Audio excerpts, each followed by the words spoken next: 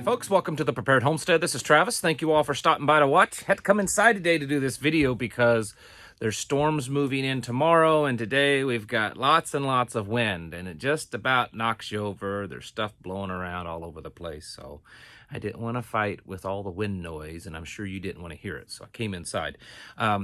Today we want to talk about, well, all this stuff that's going on and try to put our own little different perspective on it. I'm sure many of you are, following the stuff that's, the Russia and the Canadian stuff, because that seems to be the two big things right now. And we want to try to figure it out as much as we can, because especially with the whole Russia-Ukraine thing, we've got two options. Either there is going to be an actual war, okay, or there's something that's really big going on, that there's all this posturing and this distraction and this, diversion, because there's a lot of stuff going on with it. And I just have a hard time believing that it's all just being done because of ego between two world leaders, basically, and with no other purpose involved. So there's that. Obviously, what's going on in Canada is a real big deal. We talked about that yesterday. And so we want to kind of put our own little, how's this affect us? And how do we prepare for it, which is kind of the whole point of this channel. Before I get started on that, I want to share a book with you that I've started reading. It comes from an author that's a viewer here on the channel, sent me the book, and I'm impressed. I'm very impressed. It is called Cold Times, Preparing for the Mini Ice Age, from Anita Bailey. This lady, if you read in the bio in the book, she has quite the credentials, several degrees, including a doctoral degree in nursing, and she has a master's degree in disaster preparedness and emergency management.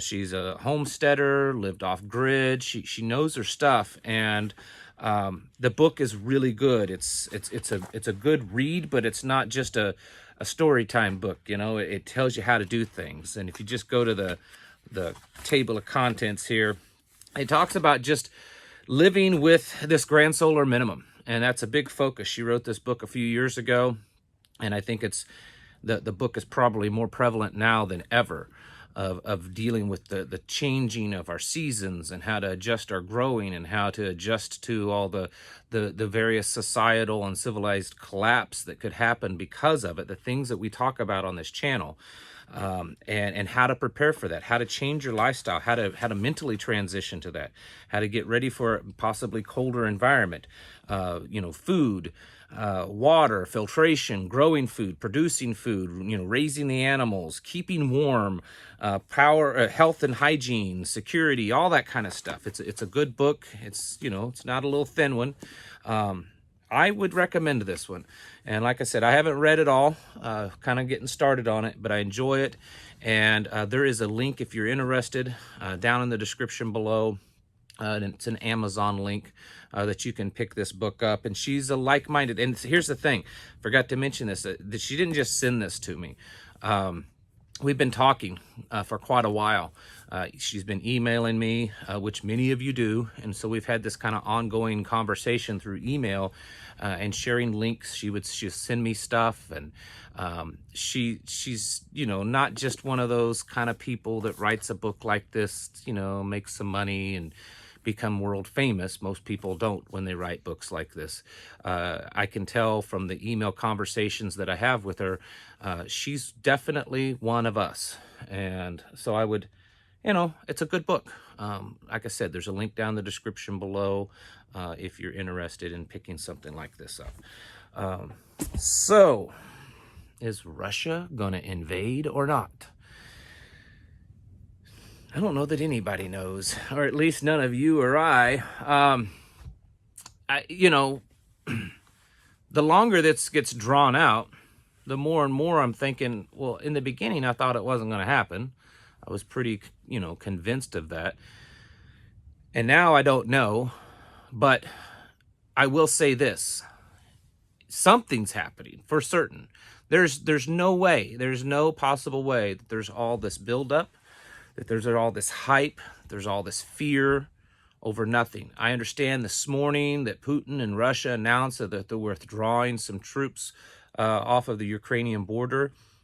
There has been, according to our government and our media, and I understand you get what you take, and it's not always great from them. But based on what they're saying, that there has been zero evidence of that. Satellite imagery and intelligence is saying that there's no evidence of that.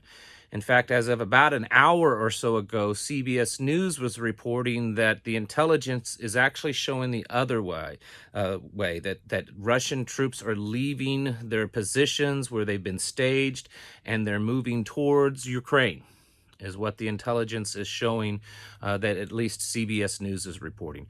Of course, Biden gave a speech this afternoon. I didn't watch it. I read some highlights, but I was busy. Didn't have time for that. Not into watching him talk too much.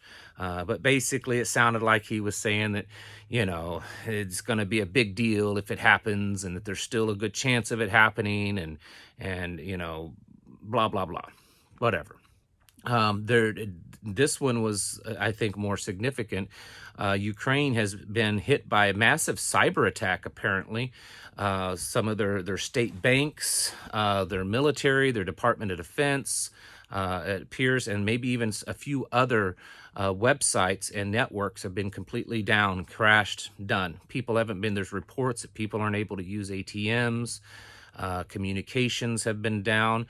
Now, this would fit perfectly for an invasion. I mean, if I was the big bully and I was going to invade, that's exactly what I would do. I'd say that my gut is still telling me that we're probably going to see some kind of little false flaggy event happen. Is it something that the Russians are going to do, like our government claims? Or is it probably going to be something that our government does? Who knows? Are we eventually going to go to war with Russia, or is Russia eventually going to invade Ukraine? Probably at some point. CBS News is also reporting, and I think Fox News also reported it, that intelligence is showing that the Russians not only plan on invading Ukraine, but they plan on invading Belarus and Moldova. They just plan on taking a bunch of countries back. That this is a much bigger deal than just going into Ukraine and establishing a stronghold for Crimea. It looks like, at least according to what the mainstream media is saying, that they're wanting to do more. Now, where do you and I sit on all this? At this point, we're really at a wait and see. I know many of you believe that it's just not going to happen. And I also know that many of you are convinced that it is going to happen. And the fact is neither one of us know. I'm still kind of in that middle ground that it very well could happen. And there's so much that's leading down that path of that it looks like it's going to happen. But a lot of it doesn't make sense. And I think a lot of it is just political posturing and beating chests and stuff like that. And so I kind of find myself on the middle ground on this one, and just kind of a wait and see kind of deal. But in the end, either way, this is my final in the end stance. In the end, I don't think any of it means very good for us. Because like I said in the beginning of this video, either the two options are, either Russia is going to invade. And if they invade, I can almost guarantee you that it will be eventually a global war. Something's going to happen. Even if Russia just does it only with Ukraine, something will happen, and it'll be a global war at some point. So that's an option. And the other option is that never happens. But then it leaves us with the problem that, well, there obviously is something that's going to happen. Something's going on, because it's ridiculous to think that all this has been happening on both fronts, on all these sides, and all these countries involved, and all for nothing. Nothing in government, especially on this grand of a scale, is for nothing. It's all being done for a purpose.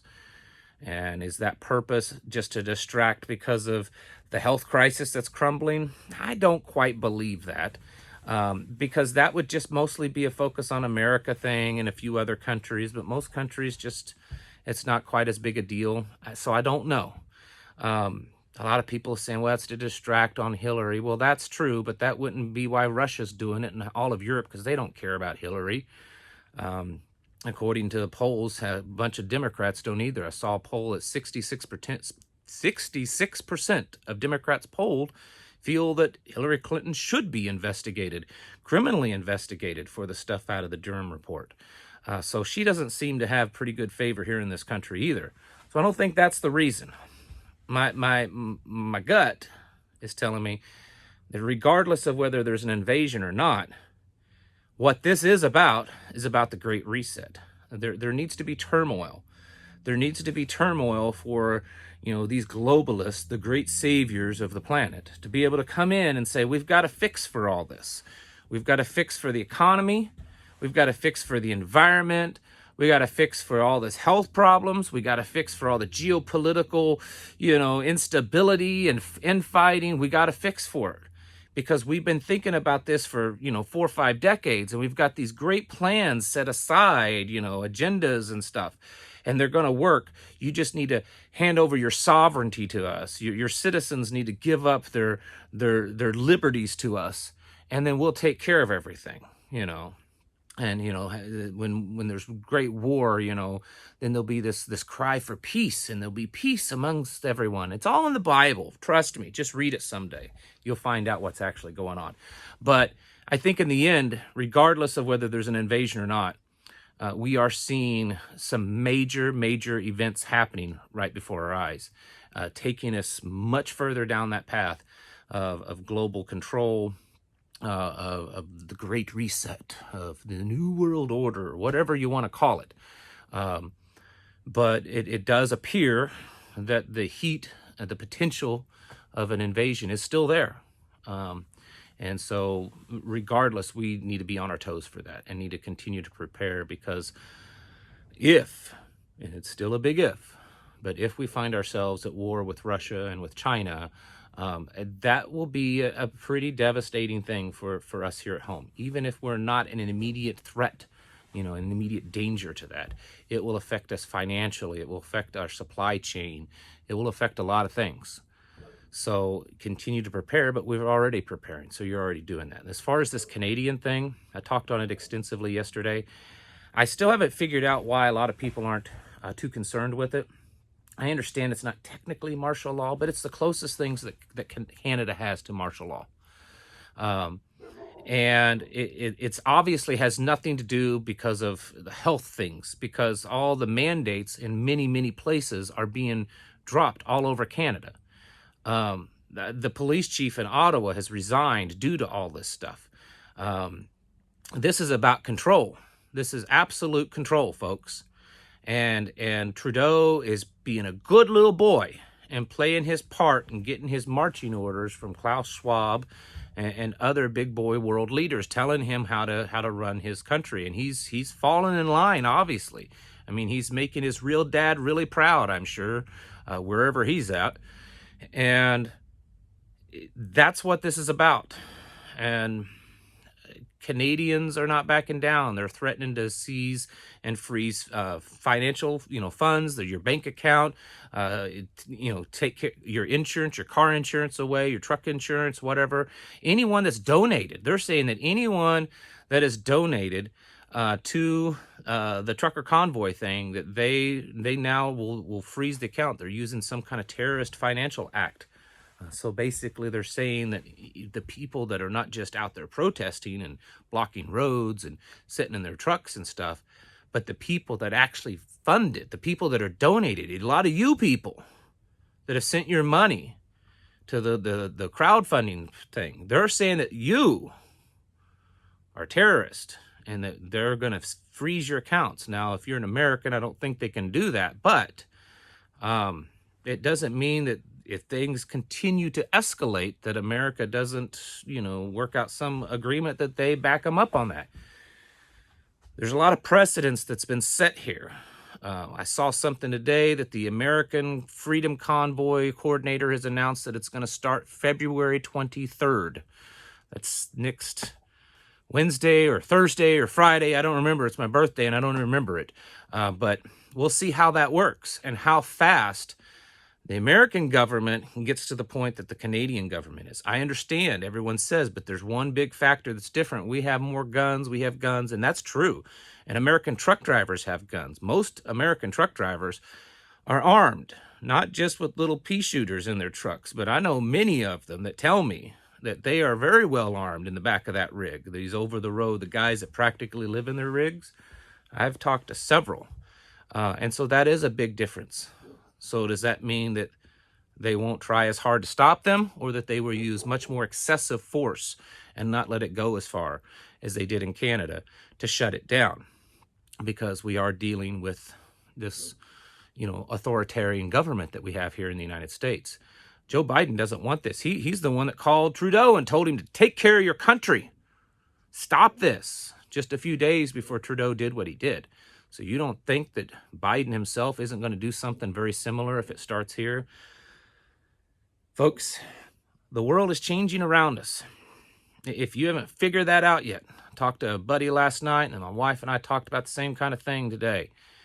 If you ain't figured it out yet, if the veil hasn't been lifted over from your eyes and you've realized what's going on in this world and that things are rapidly spiraling, it's like, a toilet just going down, then I don't know what to tell you, because things are happening at a rapid pace. And folks, you need to get ready, get your houses in order, continue to prepare, get your homes prepared, your homestead, build your communities, make connections, do the things that you got to be doing. You should know it. If you don't know it, watch some of the videos that I've made or other channels just like me. We got all kinds of stuff that tells you how to do it. Because all this stuff that everyone's been talking about for years, for decades, and people have been preparing for, it's happening. It's happening right before our eyes. So get your houses in order. Prepare yourselves mentally, physically, and spiritually. Thank you very much. I'll catch you in the next video.